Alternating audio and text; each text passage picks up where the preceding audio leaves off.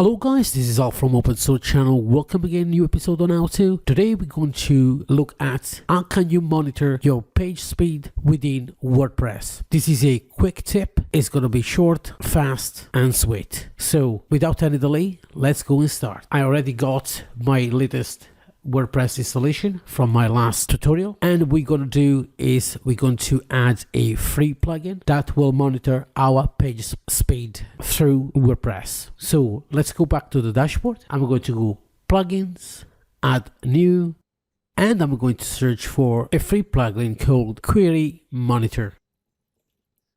Here we go.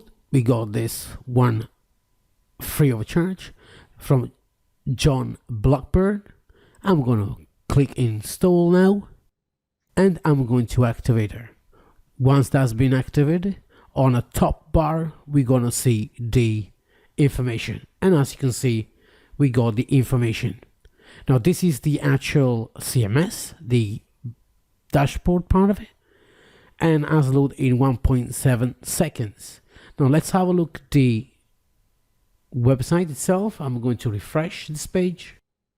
And as you can see, the front page loaded with 0.56 seconds. It's quite pretty good. Now, don't forget, this one has been brought to you, this tutorial, from cPanC, and I'm using cPanC hosting. So as you can see, they're pretty reliable and fast too.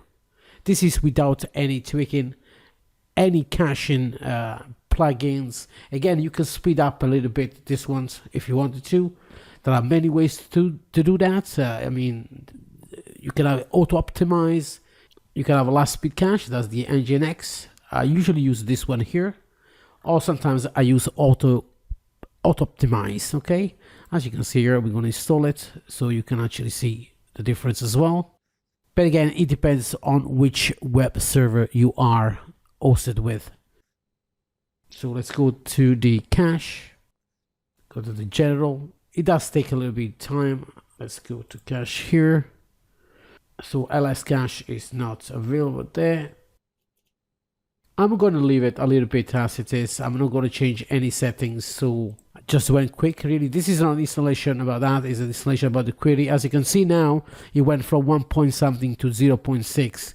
And this is what we got here, 0.56. Let's go to open a new tab with the new score 0.57.